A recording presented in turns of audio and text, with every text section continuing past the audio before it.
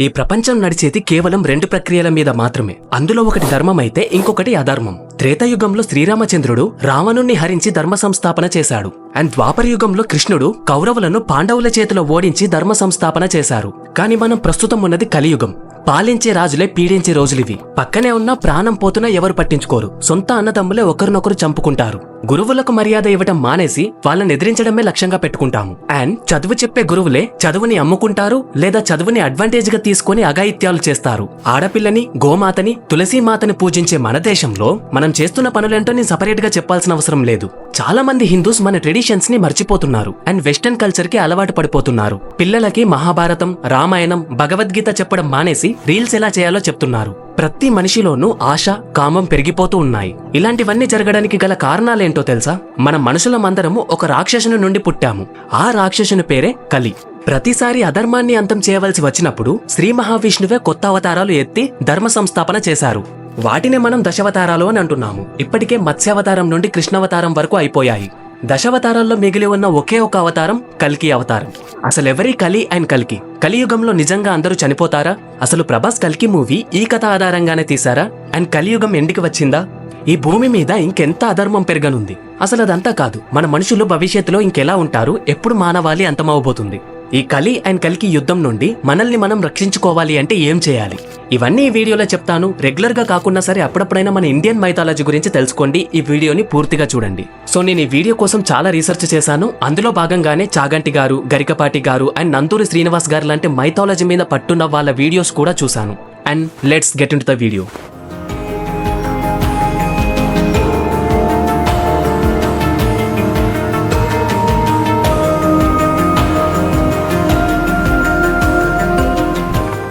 Who is కలి? అసలు కలి అంటే ఎవరు? మహాభారతం తర్వాత ద్వాపర యుగం అయిపోయింది. ద్వాపర యుగం అయిపోయి నెక్స్ట్ కలియుగం స్టార్ట్ అయ్యే మధ్య సమయంలో బ్రహ్మశక్తి నుండి ఒక పురుషుడు ఆవిర్భవించాడు. తన పేరే అధర్మ. తను పెరిగి పెద్దయి తన సొంత చెల్లినే పెళ్లి చేసుకున్నాడు. ఇదే ప్రపంచంలో జరిగిన మొదటి వికృత సంబంధం. అలా వాళ్ళిద్దరి కామవాంఛ వల్ల వాళ్ళిద్దరికి మళ్ళీ 2 పిల్లలు పుట్టారు. ఇప్పుడు వీళ్ళకి పుట్టిన వాళ్ళు కూడా అన్న చెల్లెలైనా సరే మళ్ళీ వాళ్ళు పెళ్లి చేసుకున్నారు. అండ్ వాళ్ళిద్దరికి మళ్ళీ 2 పిల్లలు పుట్టారు, ఒక అబ్బాయి అండ్ ఒక అమ్మాయి. ఆ అబ్బాయి పేరు దంబుడు అంటే మోసం, అమ్మాయి పేరు మాయ. మళ్ళీ వీళ్ళిద్దరి శృంగారానికి క్రోధ అండ్ హింస అనే 2 పిల్లలు పుట్టారు. క్రోధ అండ్ హింస వీళ్ళిద్దరు పెళ్లి చేసుకున్న తర్వాత వాళ్లకు పుట్టిన అబ్బాయే కలి. ఈ కలి నుండే కలియుగం అనే పేరు వచ్చింది. కలి పుట్టడంతోనే తన ఒక చేతితో తన అంగాన్ని పట్టుకున్నాడు అండ్ ఇంకొక చేతిని నోట్లో పెట్టుకున్నాడు. దీని వెనక ఒక రీజన్ ఉంది, అదేంటో తెలిస్తే కింద కామెంట్ చేయండి. కలి పెరిగి పెద్దయ్యాక తన సొంత చెల్లినే పెళ్లి చేసుకున్నాడు. అలా తనకు కలిగిన సంతానమే మన మనుషులము, అఖండ భారతీయులము. కలి పుట్టిందే అధర్మాన్ని గెలిపించడం కోసము. వర్షాలు పడాలి అంటే యజ్ఞాలు, హోమాలు జరగాలి. కానీ కలి యొక్క లక్ష్యమే వాటిని లేకుండా చేయడము. నిజానికి సత్య, త్రేత, ద్వాపర ఈ యుగాల్లో యజ్ఞాలు చాలా జరిగేవి. కానీ కలియుగంలో మీరేమైనా యజ్ఞాలు అబ్జర్వ్ చేస్తున్నారా? అందుకే వర్షాలు, ఎండలు వాటి సీజన్లో కాకుండా ఎప్పుడు పడితే అప్పుడు వస్తున్నాయి. అధర్మాన్ని మాత్రమే ఇష్టపడే కలి యొక్క లక్షణాలేంటి? కలి మన జీవితంలోకి వచ్చాడా అని ఎలా గుర్తుపట్టాలి? సో దీని గురించి నేను కొన్ని పాయింట్స్ చెప్తాను. వాటిలో ఇంతవరకు ఎన్ని నిజమయ్యాయో మీరే టిక్ చేసుకోండి.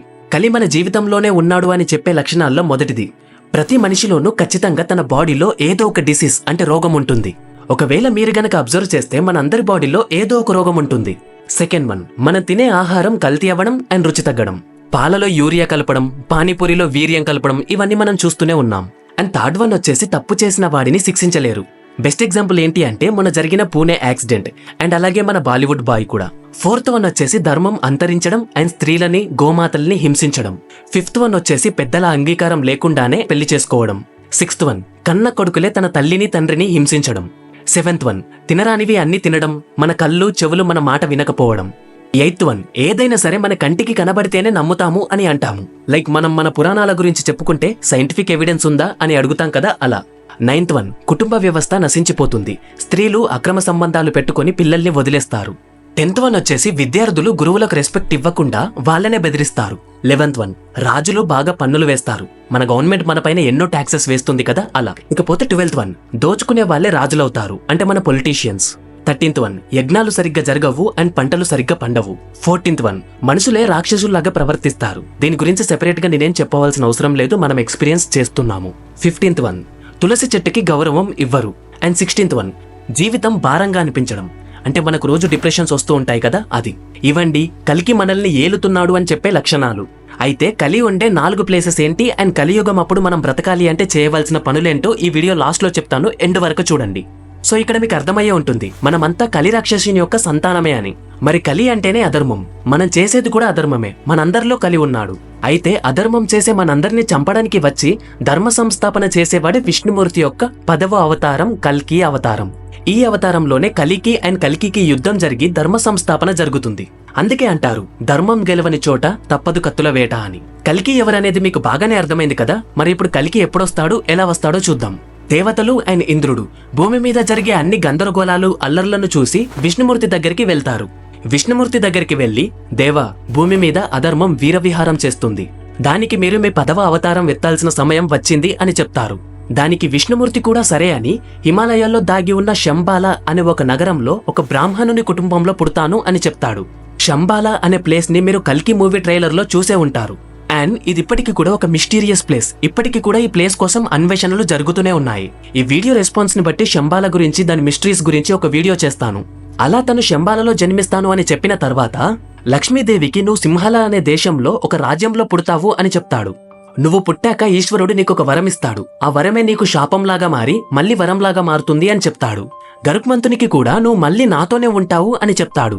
ఇక కట్ చేస్తే శంబాల నగరంలో ఒక బ్రాహ్మణ కుటుంబంలో ఒక అబ్బాయి పుట్టాడు. తనని చూస్తేనే ఏదో దేవుని అంశతో పుట్టినట్టు అనిపిస్తుంది. ఆ పుట్టిన బాబుని చూడడానికి ఎంతో మంది దేవతలు మారువేషాల్లో వస్తున్నారు. అలానే మారువేషంలో కృపాచార్యుడు, పరశురాముడు, అశ్వత్థామ అండ్ వేదవ్యాసుడు కూడా వచ్చి చూశారు. పరశురాముడు ఈ బాబుకి కల్కి అని పేరు పెట్టమని చెప్తాడు. ఆ బాబు యొక్క తండ్రి వచ్చి ఈ పేరే ఎందుకు పెట్టాలి అని అడిగితే, కలి అనే ఒక రాక్షసుడిని చంపడానికి ఈ బాబు జన్మించాడు, అందుకే ఈ బాబుకి కల్కి అని పేరు పెట్టాము అని చెప్పి వాళ్ళ దారిలో వాళ్ళు వెళ్లిపోయారు. అటు సింహల దేశంలో కూడా ఒక అమ్మాయి పుట్టింది. తన పేరే పద్మావతి. ఒకరోజు కల్కి తన దారిలో తను వెళ్తూ ఉండగా స్వయంగా పరశురాముడే ఎదురవుతాడు. నేనే నీకు విద్య నేర్పిస్తాను అని చెప్పి హిమాలయాల్లో ఉన్న తన ఆశ్రమానికి తీసుకెళ్తాడు. నార్మల్ గా అయితే స్టూడెంటే టీచర్ని అడగాలి, కానీ ఇక్కడ రివర్స్ జరిగింది. ఇంకోవైపు కూడా సింహల దేశంలో పద్మావతి దేవి పెరిగి పెద్దవుతుంది. తన మనసులో ఉన్న ఒక్క కోరిక ఏంటి అంటే విష్ణుమూర్తిని పెళ్లి చేసుకోవాలి అని. అలా ఒకరోజు శివుడు ప్రత్యక్షమై తనకొక వరం ఇస్తాడు. ఆ వరం ఏంటి అంటే, దేవి, నీ కళ్యాణం ఖచ్చితంగా విష్ణుమూర్తితోనే జరుగుతుంది. అప్పటి వరకు ఎవరైనా అబ్బాయిలు నిన్ను కామవాంఛతో చూస్తే వాళ్ళు నీ ఏజ్ అమ్మాయిలలాగా మారిపోతారు అని చెప్తాడు. కొన్ని రోజుల పాటు బాగానే ఉన్నా సరే ఆ తర్వాత పద్మావతి దేవిని చూసిన ప్రతి అబ్బాయి ఒక అమ్మాయిలాగానే మారిపోతాడు. దీనివల్ల దేవి బయటకు వెళ్లడమే మానేస్తుంది. ఇలా కొన్ని రోజులు గడిచాక తను డిప్రెషన్ లోకి వెళ్లిపోతుంది.